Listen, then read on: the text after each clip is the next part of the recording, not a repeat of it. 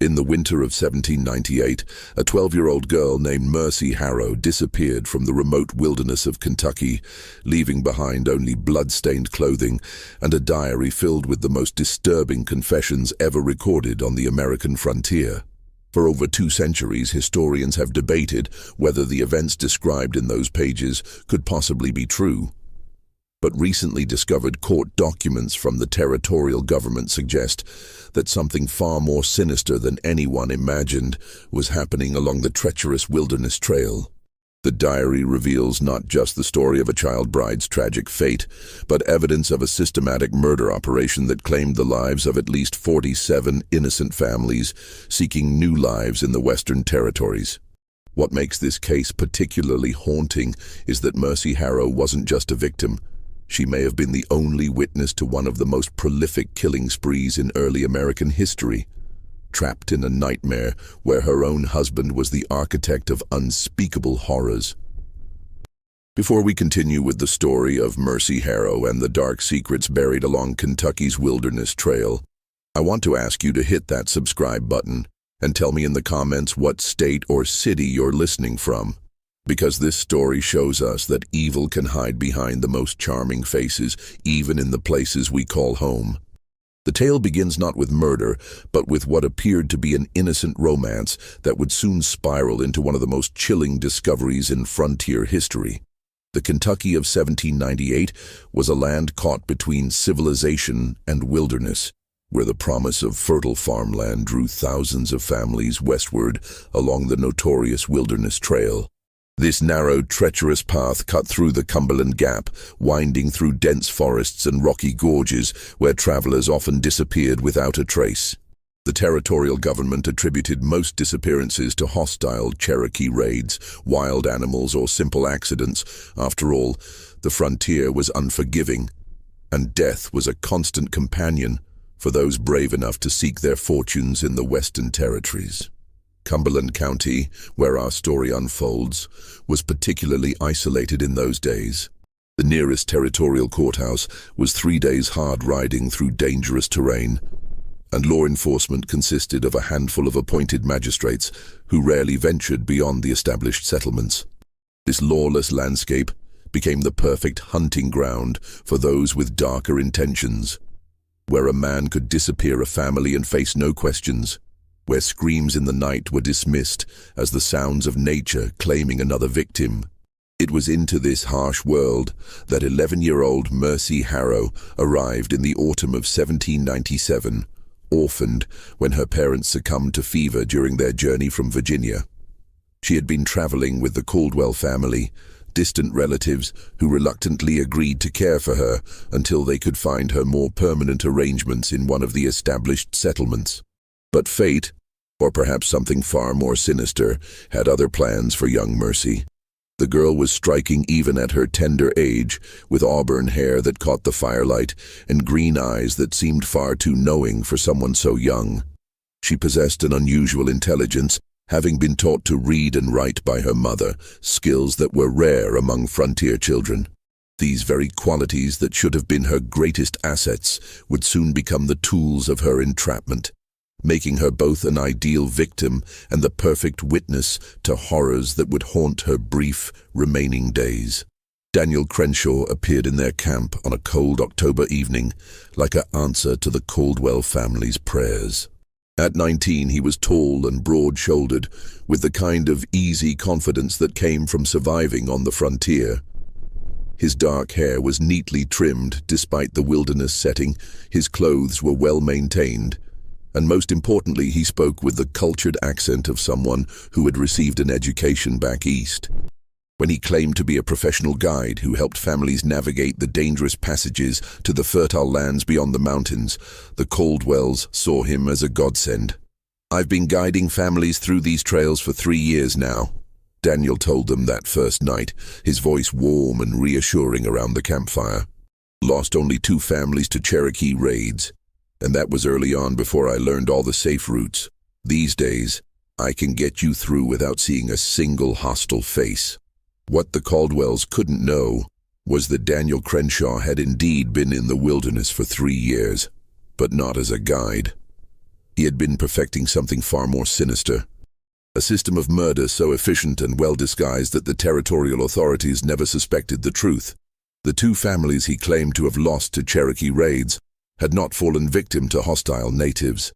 They had died by Daniel's own hand, their bodies fed to the wilderness, while their possessions funded his increasingly elaborate schemes. Young Mercy first noticed Daniel watching her during the evening meal on his second day with their group.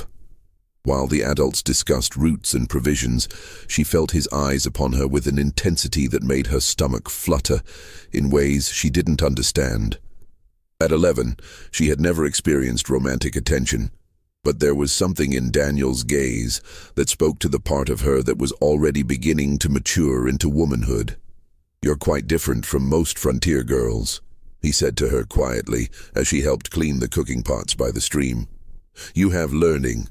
I can see it in how you carry yourself. Your parents taught you to read, didn't they?"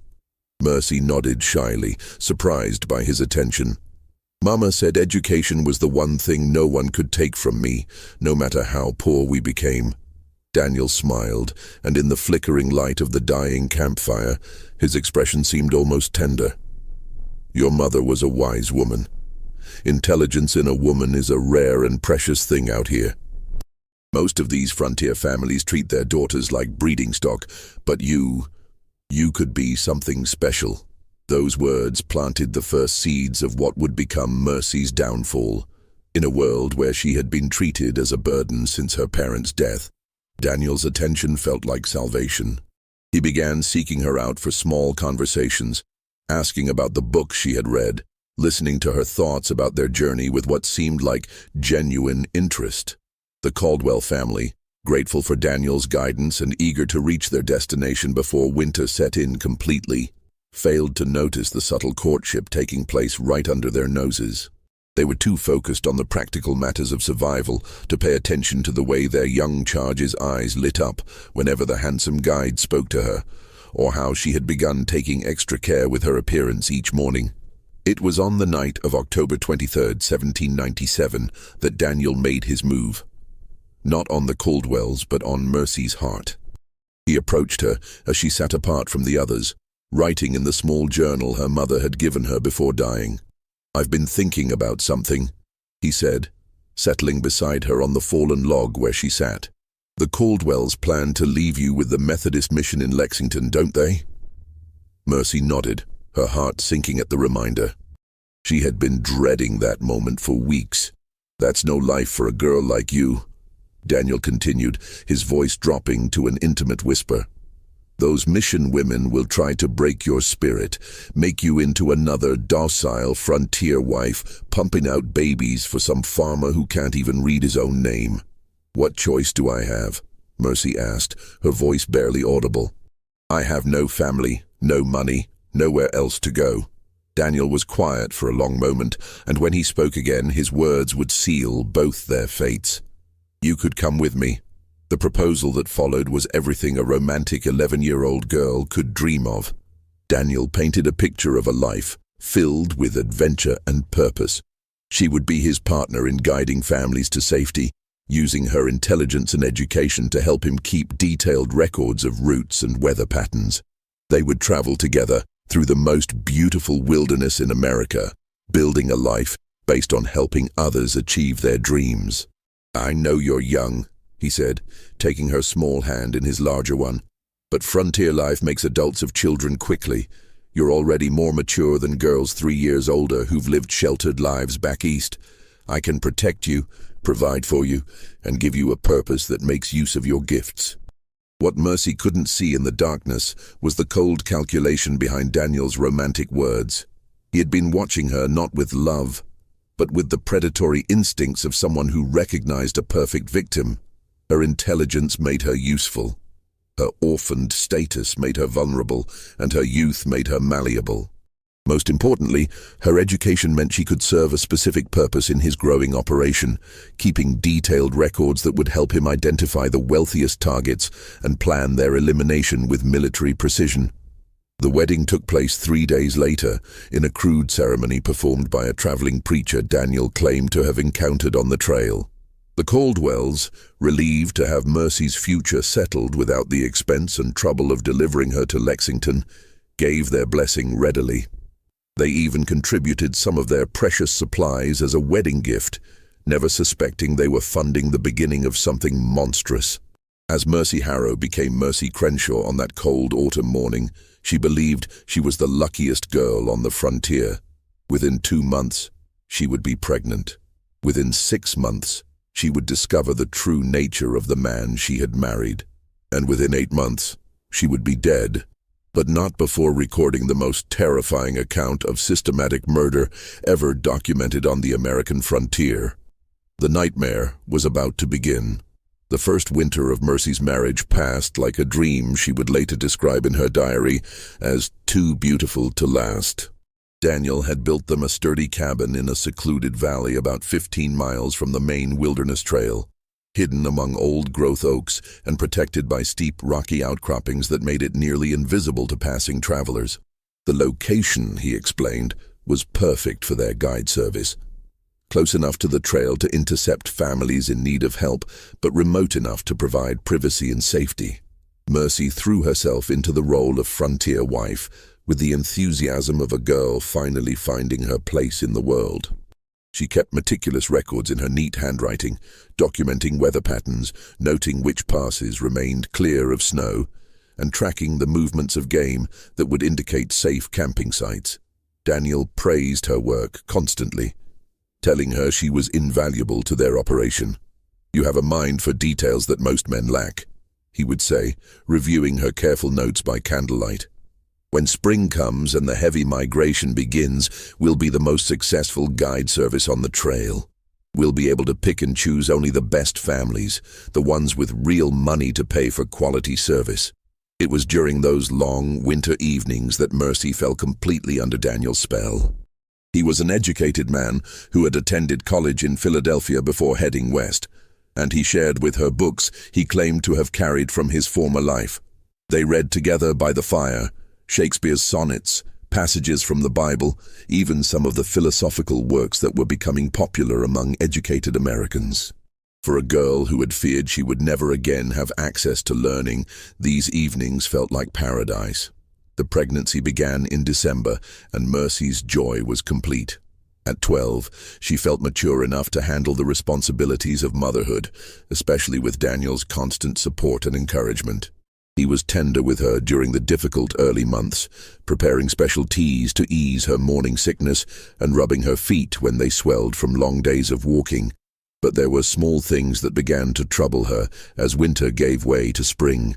Daniel would disappear for days at a time, claiming he was scouting routes for the coming season, but he never invited her to accompany him despite her knowledge of the terrain. When he returned from these trips, he always brought supplies: flour, salt, sometimes even luxury items like real coffee or white sugar. But his explanations for how he had acquired them grew increasingly vague. "Found a traveling merchant whose wagon broke down," he might say, or "traded some furs to a Cherokee chief for safe passage." The stories never quite added up, but Mercy was too happy and too trusting to question them seriously. The first family arrived at their cabin in early April 1798, just as the snows were finally melting from the high passes. The Harmons were traveling from North Carolina with their 3 children, seeking farmland in the bluegrass region around Lexington. They were exactly the type of clients Daniel had taught Mercy to expect. Hard-working people with enough money to pay for professional guidance, but not wealthy enough to afford a large, well-armed escort. Mercy was excited to finally begin their legitimate guide service, but Daniel's behavior during the Harmons' 3-day stay struck her as oddly secretive. He spent long hours in private conversation with Mr. Harmon, asking detailed questions about their finances, their planned destination, and their intended route after leaving his service. He also insisted that Mercy remain inside the cabin during most of their visit, claiming that her pregnancy made it inappropriate for her to socialize extensively with their male clients. "I'm protecting your reputation," he explained when she protested. "Frontier people can be suspicious of a guide with such a young wife. They might think it reflects poorly on my judgment." The explanation made sense. But Mercy found herself watching from the cabin window as Daniel led the Harmon family away toward the main trail. Something in his posture, a tension she had never seen before, made her uneasy. When he returned 2 days later, alone and claiming the family had decided to travel with another group they had encountered, her unease deepened. "Did they pay you?" she asked, noticing that he seemed to have acquired several items she didn't recognize. A silver pocket watch, a woman's shawl of fine wool, a child's wooden toy horse. "Of course," Daniel replied, but his voice carried a sharp edge she had never heard before. "They were very generous, said my knowledge of the trail was worth every penny." That night, as Daniel slept beside her, Mercy lay awake listening to the sounds of the forest and trying to understand why her happiness felt so fragile. In her diary she wrote, "Something has changed in Daniel since the Harmons left. He seems different, more watchful. I tell myself it is only the stress of beginning our business, but I cannot shake the feeling that there are things he is not telling me. I pray I am wrong, for what would I do if the man I love was not the man I believed him to be?" It was a question that would soon be answered in the most horrifying way possible. The second family arrived in late April, and this time Mercy's suspicions crystallized into genuine fear. The Pritchards were a wealthy merchant family from Richmond, traveling with 2 wagons loaded with expensive household goods and a strong box that Mr. Pritchard made no effort to conceal.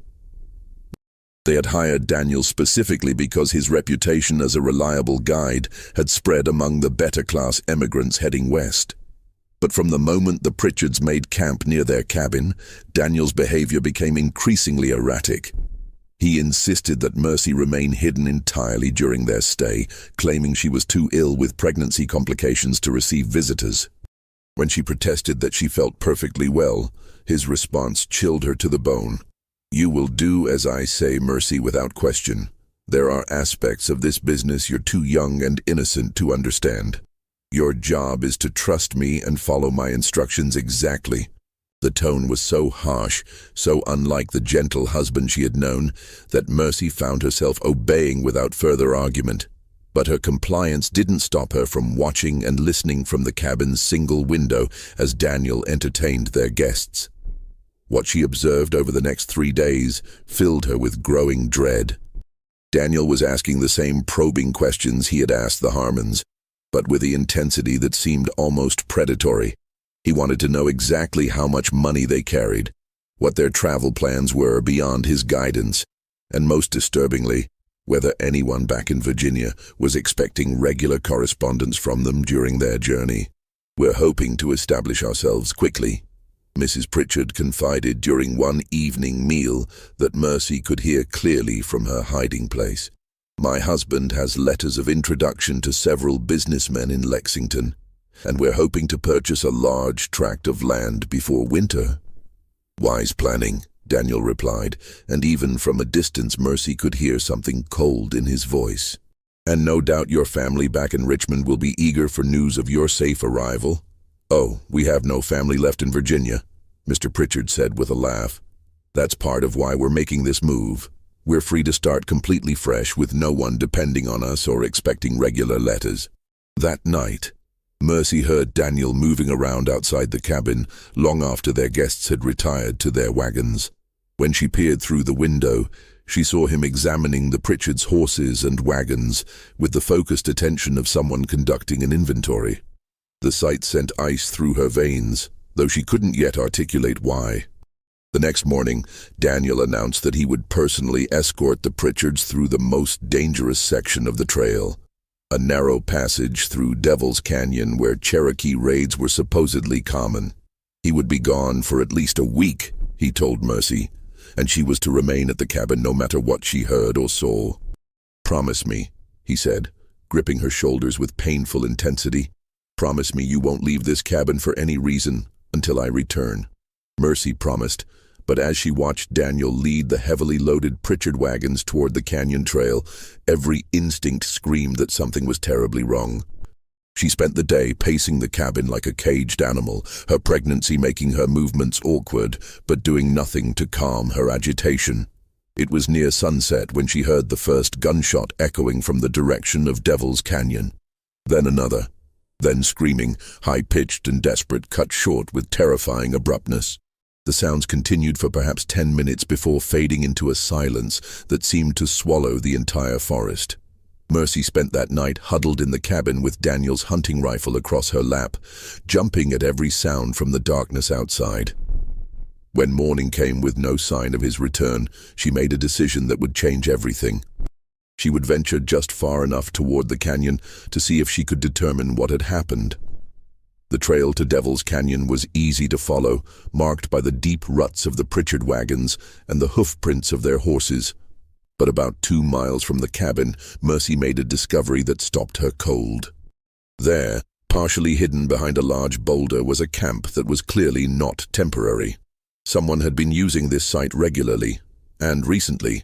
There were the remains of multiple campfires, ropes that had been used to tie people or animals, and most damning of all, scattered personal belongings that she recognized as having come from families Daniel claimed to have guided successfully to their destinations. A child's dress that had belonged to one of the Harmon children, Mr. Pritchard's distinctive brass compass. A woman's wedding ring that she was certain she had seen on Mrs. Harmon's finger.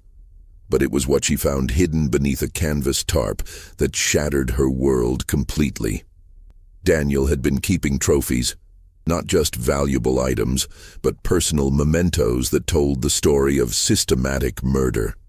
There were locks of hair tied with ribbon, family photographs, children's toys, and most horrifying of all, a collection of final letters that victims had apparently been forced to write before their deaths. One letter, in a woman's shaking handwriting, read, "To whoever finds this, my name is Margaret Harmon, and we were murdered by our guide, Daniel Crenshaw, on April 12, 1798. He promised safe passage, but led us into an ambush. He is not alone. Tell our families in North Carolina that we died loving them." As Mercy stood there with the evidence of her husband's true nature scattered around her feet, she felt the baby kick inside her belly and realized the full scope of her nightmare. She was carrying the child of a monster, trapped in the wilderness with no one to turn to and nowhere to run. But perhaps most terrifying of all, she now understood why Daniel had been so eager to marry her, why he valued her intelligence and education so highly. She was his record keeper, his accountant of murder. Every detail she had carefully documented about weather patterns and trail conditions was being used to plan the perfect conditions for killing. Every note she had made about family finances and travel plans was intelligence that helped him select the most profitable victims. Mercy Crenshaw was not Daniel's beloved wife. She was an unwitting accomplice to mass murder, and she was running out of time to decide whether she would continue in that role or find a way to stop him before he killed again. The sound of approaching horses told her that decision time had come sooner than she expected. Mercy barely had time to cover the evidence and scramble back toward the cabin before Daniel appeared on the trail, leading the Pritchards' horses but notably lacking the Pritchards themselves. His clothes were mud-stained and there were scratches on his face, but he carried himself with the satisfied air of a man who had completed a successful business transaction. "Mercy," he called out with forced cheerfulness as he spotted her on the trail. "What are you doing out here? I told you to stay at the cabin." "I heard gunshots," she replied, fighting to keep her voice steady. "I was worried about you. Where are the Pritchards?" Daniel's expression darkened for just a moment before returning to its practiced warmth. "Cherokee raid, just as I feared. Happened so fast there was nothing I could do. I barely escaped with my life, had to hide in the rocks for 2 days before I was sure they were gone." The lie rolled off his tongue so smoothly that Mercy realized he had told this same story many times before. But now she knew what to look for, and she could see the calculation behind his eyes as he gauged whether she believed him. "How terrible," she managed to say. Did they suffer?" "It was quick," Daniel said, his hand moving unconsciously to the knife at his belt. "That's all we can hope for in this wilderness." As they walked back to the cabin together, Mercy's mind raced through everything she had seen and heard over the past months. The suspicious supplies Daniel brought back from his scouting trips. His detailed questions about their clients' finances and family connections, the way he had insisted she remain hidden from view, and now the evidence hidden near Devil's Canyon that proved he was systematically murdering the families who trusted him with their lives. But what terrified her most was the realization that Daniel was not working alone. The evidence pointed to a larger operation, and she began to understand why he had married her. A young, pregnant wife provided the perfect cover for a man whose business required him to appear trustworthy and settled. Who would suspect a devoted family man of being a cold-blooded killer? That evening, as Daniel sorted through the Pritchards' belongings with the casual efficiency of long practice, Mercy made another chilling discovery. In her sewing basket, hidden beneath balls of yarn, she found a small leather journal that she had never seen before. When she opened it during a moment when Daniel was outside tending to the horses, she found page after page of meticulous records written in his neat handwriting. The journal was a ledger of murder. Every family Daniel had guided over the past 3 years was listed with details of their financial worth, their planned destinations, and the methods used to kill them. The Harmons had been shot during a staged Cherokee attack. The Pritchards had been poisoned with hemlock extract and then finished off with knives to make their deaths appear violent.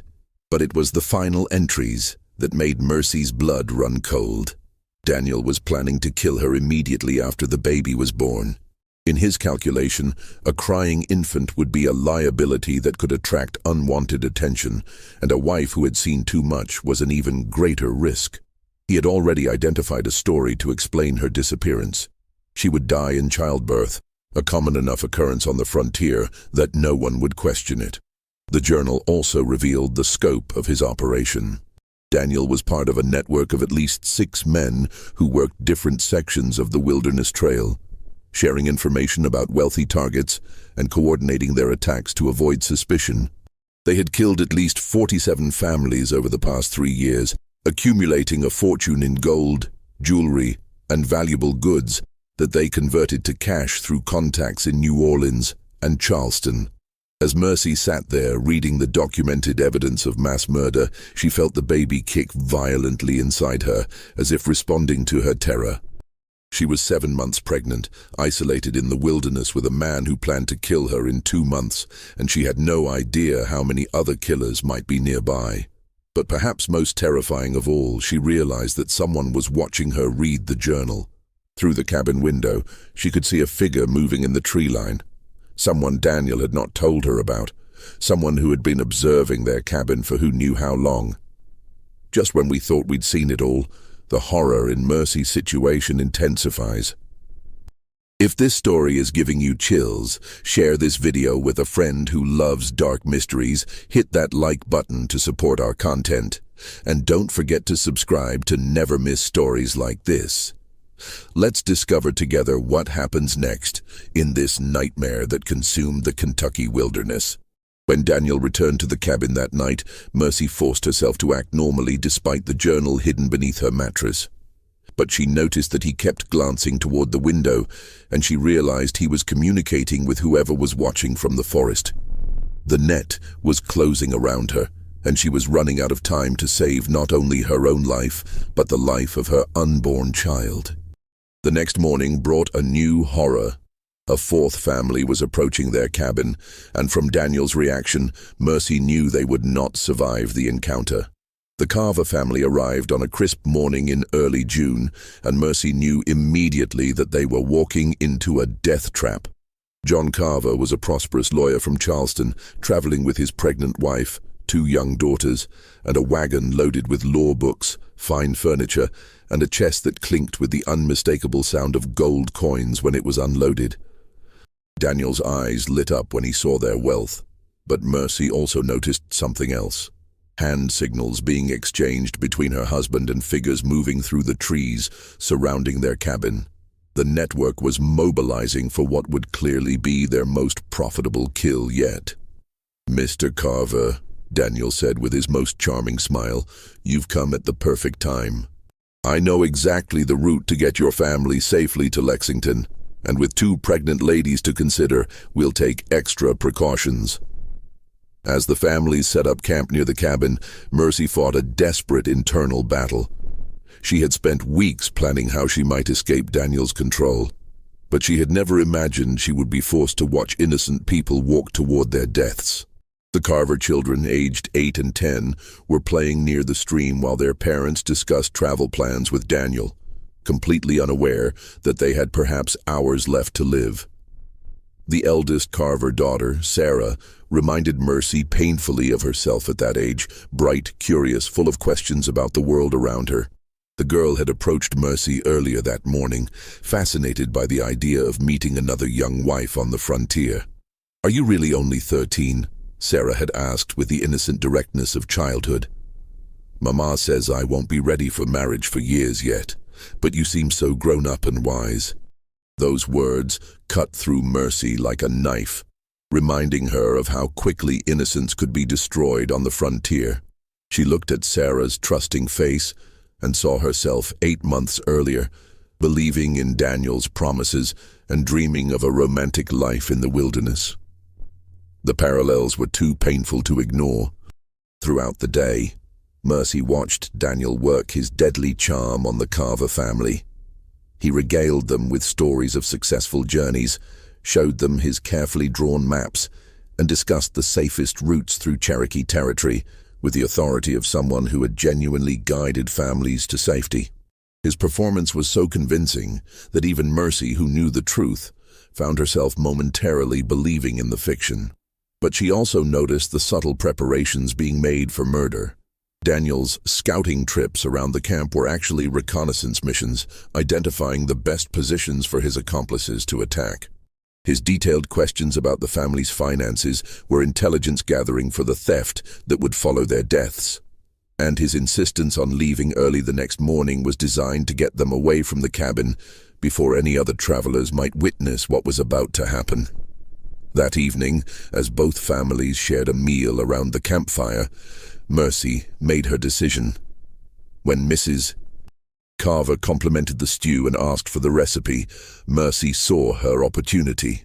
"I'd be happy to write it down for you," Mercy said, reaching for her journal. "But I should mention, I use a special herb that grows only in certain parts of these mountains. Let me show you where to find it." Daniel shot her a sharp look, but Mrs. Carver's enthusiasm seemed harmless enough.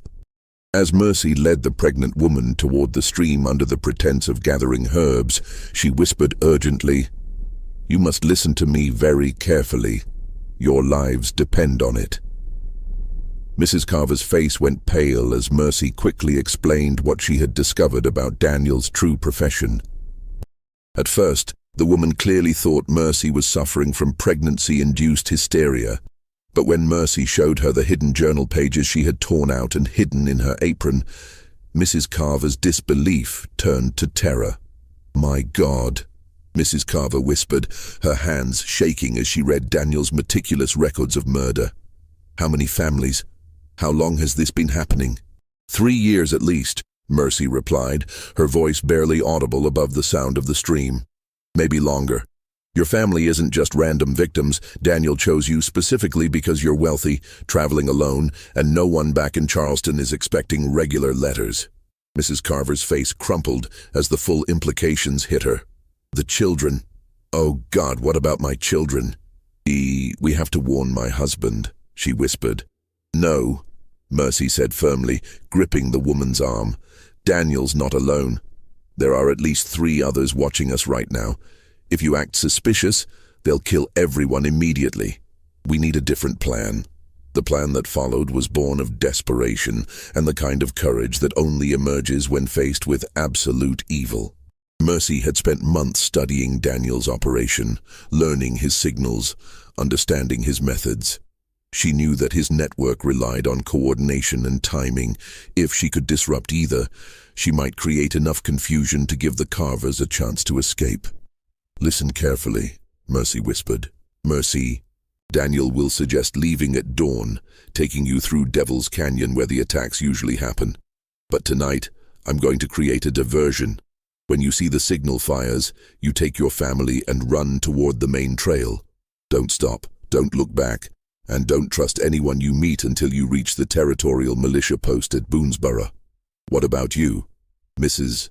Carver asked, her eyes filling with tears as she looked at Mercy's swollen belly.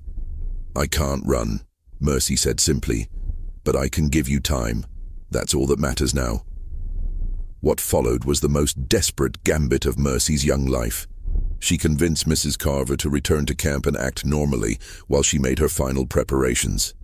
That night, as the adults settled down to sleep and Daniel made his preparations for what he believed would be an easy kill, Mercy put her plan into motion. She had spent hours studying Daniel's journal, and she knew that his method relied on surprise and the isolation of the victims. But she had also noticed something else.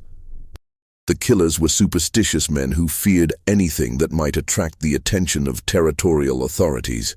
If she could create enough noise and confusion, they might decide the risk was too great and abandon their plan.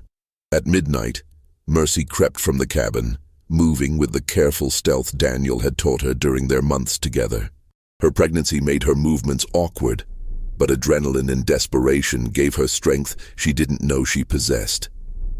First, she made her way to where the Carvers' horses were tied, quietly leading the animals away from the camp and toward a hidden grove she had prepared earlier. Then came the most dangerous part of her plan. Using flint and steel she had taken from Daniel's supplies, she began lighting the series of signal fires she had prepared throughout the day. Small piles of dry kindling arranged in the pattern that Daniel's network used to communicate authorities approaching. The first fire caught quickly, sending orange flames dancing against the night sky. Then the second and the third. Within minutes, the entire valley was illuminated by warning fires that could be seen for miles in every direction. The effect was immediate and chaotic. Daniel burst from the cabin to find his wife missing, the client's horses gone, and signal fires burning in what appeared to be a warning that law enforcement was closing in. In the darkness and confusion, he couldn't determine whether Mercy had been taken by his own men or had somehow escaped on her own. "Mercy!" He roared into the night, his voice carrying all the rage of a predator whose carefully laid plans had been disrupted. "What have you done?" But Mercy was already moving to the next phase of her plan. While Daniel and his hidden accomplices tried to understand what was happening, she crept back toward the Carver camp, where Mrs. Carver was already awakening her family and preparing them for flight. "The horses are waiting in the grove beyond the creek," Mercy whispered urgently. "Follow the stream until you see the white stone marker I left, then turn east toward the main trail." "Come with us," Mrs. Carver pleaded, but Mercy shook her head. "Someone has to stay to keep them confused. If we all disappear at once, they'll know what happened and track you down. This way, they'll waste time looking for me first." The next few minutes were a heart-stopping dance of stealth and terror as the Carver family crept through the darkness towards safety. 8-year-old Mary Carver stumbled over a fallen log and cried out in pain, the sound echoing through the forest like a gunshot. Suddenly, Daniel's voice was roaring through the darkness. "Find them! Find them all! No witnesses!" What followed was a deadly game of cat and mouse through the Kentucky wilderness, with a heavily pregnant 13-year-old girl trying to guide a terrified family to safety, while killers closed in from all directions. Mercy's intimate knowledge of the terrain gave her an advantage, but Daniel knew her too well. He could predict where she would go and how she would think. The chase lasted until dawn, with the sounds of pursuit growing closer with each passing hour. Daniel's men had spread out through the forest, using hunting calls to coordinate their movements as they systematically searched every possible hiding place. Several times, the Carvers came within yards of discovery, saved only by Mercy's quick thinking and knowledge of hidden caves and animal paths. But exhaustion and Mercy's advancing pregnancy finally forced them to take shelter in a cave she had discovered months earlier during her explorations of the surrounding wilderness. The Carver family huddled in the darkness while Mercy kept watch, her diary clutched in her hands as she wrote what she believed would be her final words. "If we are found, I want it known that Daniel Crenshaw and his men have murdered at least 47 families on the Wilderness Trail. They are not Cherokee raiders or common bandits. They are organized killers who use the isolation of the frontier to prey on innocent families seeking new lives. I pray that someone will find this record and bring them to justice, for I fear we will not live to see another sunrise. But sunrise brought an unexpected sight. A column of territorial militia riding hard up the main trail, led by Captain James Whitfield, who was following reports of signal fires and suspicious activity in the area. The very authorities Daniel feared had been approaching all along, drawn by reports from other travelers who had noticed the unusual number of abandoned campsites and scattered belongings along the trail. As the militia surrounded Daniel's cabin and began their investigation, Mercy faced the most difficult decision of her life. She could reveal everything she knew and ensure that the killers faced justice. But doing so would also expose her own role as an unwitting accomplice and likely result in her own arrest, or worse. In the end, the choice was made for her when Daniel, realizing that capture was inevitable, decided to eliminate the only witness who could tie him to the murders. As the militia closed in on his position, he came for Mercy with a knife, determined that if he was going down, he would take his pregnant wife with him. "You've destroyed everything," he snarled as he cornered her near the cave entrance. 3 years of careful work, ruined by a stupid little girl who couldn't mind her own business. The final confrontation was brief, but brutal. Daniel's rage had made him careless, and Mercy had prepared for this moment during the long night of running and hiding. As he lunged at her with the knife, she managed to get her hands on one of his own pistols, a weapon she had learned to use during their months together on the frontier. The shot that followed echoed through the Kentucky mountains like thunder, bringing the territorial militia running toward the sound. They found Daniel Crenshaw dead and Mercy Harrow dying, her hands still clutched around the weapon that had ended one of the most systematic murder operations in frontier history. The final pages of Mercy's diary, discovered clutched in the hands of a 13-year-old girl who had died protecting not only the Carver family, but the evidence that would expose one of the most systematic murder operations in frontier history, became the foundation for the most significant criminal investigation in the early history of the Kentucky Territory. Captain James Whitfield of the Kentucky Territorial Militia, a veteran of Indian warfare who had seen more than his share of frontier violence, would later write in his official report that he had never encountered anything as methodical and cold-blooded as Daniel Crenshaw's operation. The physical evidence was overwhelming once investigators knew where to look, and Mercy's detailed documentation provided a roadmap that led to discoveries far beyond what anyone had initially imagined. The hidden camp near Devil's Canyon yielded the remains of dozens of victims, carefully buried in unmarked graves that would have remained hidden forever, if not for Mercy's courage. The cache of stolen goods found at the site was worth an estimated $15,000, an enormous fortune for the time, representing the life savings of families who had sold everything they owned to start fresh in the Western Territories. But perhaps most chilling was Daniel's meticulous record-keeping, which revealed the true scope of his network's activities. Every family murdered over the past 3 years was documented with clinical precision. Their names, ages, financial worth, and the specific methods used to kill them. The record showed a level of organization that shocked even hardened militia officers, with detailed maps of attack sites, schedules coordinating multiple killers, and even backup plans for disposing of evidence if their primary methods failed. Mrs. Carver's testimony, delivered through tears before a packed courthouse in Lexington, painted a vivid picture of Mercy's final hours. She described how a pregnant child had risked everything to save a family of strangers, using intelligence and courage that belied her tender years. The testimony was so powerful that several jurors wept openly, and the courtroom erupted in applause when she finished speaking.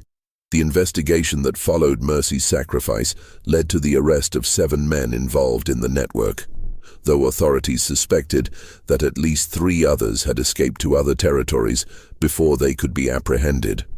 Under interrogation, the captured killers confessed to systematic murders spanning multiple states and territories, revealing an operation far more extensive than anyone had imagined.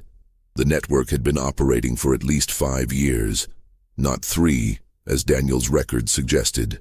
They had killed families throughout Kentucky, Tennessee, Virginia, and the Carolina territories, always careful to spread their activities across different jurisdictions to avoid detection. The total number of victims was estimated at over 70 families. More than 300 men, women, and children who had simply vanished into the American wilderness. The methods used were as varied as they were brutal. Some families were poisoned with plant extracts that mimicked natural illnesses. Others were shot during staged Indian attacks, with the killers scalping their victims to make the murders appear authentic. Still others simply disappeared without a trace, their bodies fed to the wilderness, while their possessions were sold through criminal contacts in major cities. The trial that followed became one of the most sensational criminal cases in early American history. Families of victims traveled from across the eastern states to witness justice being served, and newspaper coverage of the proceedings reached as far as Boston and Philadelphia. The 7 surviving killers were hanged in Lexington on September 15, 1798, before crowds that numbered in the thousands. But perhaps more importantly, Mercy's diary led to sweeping changes in how territorial governments approached frontier law enforcement. The case exposed dangerous gaps in communication between different jurisdictions, allowing criminals to operate across territorial boundaries without fear of detection. New protocols were established requiring regular reports between territorial militias, and a system of wanted notices was created to track suspected criminals across state lines. New regulations required all professional guides to be licensed and bonded through territorial authorities, with mandatory check-ins at established outposts along major migration routes. Families traveling dangerous passages were provided with coded signals they could use to request help, and militia patrols were increased dramatically throughout remote regions where murders had occurred. The wilderness trail itself was transformed by these changes. Guard stations were established at key points along the route, and travelers were required to register their passage and report their safe arrival at designated checkpoints.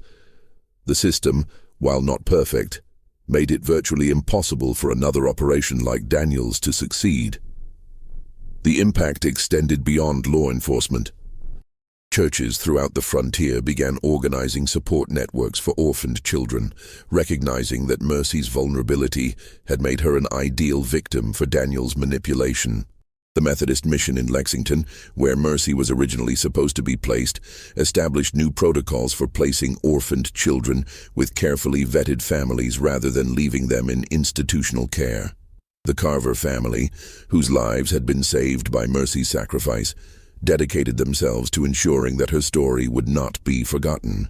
John Carver used his legal expertise to help draft many of the new laws protecting frontier travelers, while his wife Sarah established a fund that provided education and support for orphaned children throughout the Kentucky Territory. Perhaps most poignantly, Mrs. Carver gave birth to a daughter 3 months after their escape and named her Mercy in honor of the girl who had died so that the child could live. That daughter, Mercy Carver, grew up knowing the story of her namesake's sacrifice and dedicated her own life to establishing schools for frontier children, ensuring that other orphaned girls would never again be as vulnerable as Mercy Harrow had been. The physical location where Mercy made her final stand became something of a shrine for travelers on the wilderness trail. For decades, families would stop at what became known as Mercy's Cave to leave flowers, children's toys, or small tokens of remembrance. Local Cherokee leaders, who had long been blamed for murders Daniel committed, participated in these memorial ceremonies as a way of honoring a girl who had cleared their name through her sacrifice. Modern historians who have studied the case estimate that the true number of victims may have been far higher than the documented murders. Daniel's network had been evolving their methods, becoming more sophisticated in how they selected targets and disposed of evidence. They had been planning to expand their operation to other major migration routes, including the Great Indian Warpath through Virginia and the Federal Road through the southeastern territories. Recovery efforts continued for years after the trial as investigators used Daniel's records to locate additional burial sites and identify remains. Families across the eastern states finally learned the fate of relatives who had simply vanished while traveling west, providing closure that had seemed impossible just months earlier. The case also revealed the broader criminal networks that had developed to support such operations. Daniel's group had connections with corrupt merchants in New Orleans, Charleston, and Richmond, who helped convert stolen goods into cash. These investigations led to additional arrests and exposed a level of organized crime that authorities had never suspected existed on the frontier. Yet for all the historical significance of her sacrifice, Mercy Harrow remains largely forgotten by mainstream American history. Her story survives primarily in regional archives, court records, and family documents, overshadowed by the broader narratives of Western expansion and frontier heroism. Perhaps this oversight reflects the uncomfortable truth that her story reveals, that even in America's earliest days, when communities were small and everyone supposedly knew their neighbors, the most dangerous predators were those who understood how to exploit trust and vulnerability. This mystery shows us that even in America's earliest days, when communities were small and everyone supposedly knew their neighbors, the most dangerous predators were those who understood how to exploit trust and vulnerability. Mercy Harrow's tragic story reminds us that heroism can emerge from the most unlikely sources, sometimes from a frightened, pregnant 13-year-old girl who found the courage to choose justice over survival when the lives of innocent children hung in the balance. What do you think of this story? Do you believe everything was revealed, or do you think there are still secrets buried in the Kentucky wilderness? Leave your comment below and share your thoughts about how such crimes could have gone undetected for so long. If you enjoyed this tale and want more horror stories like this, subscribe, hit the notification bell, and share with someone who loves mysteries. The frontier may be gone, but the lessons from Mercy Harrow's sacrifice remain as relevant today as they were over 2 centuries ago. See you in the next video.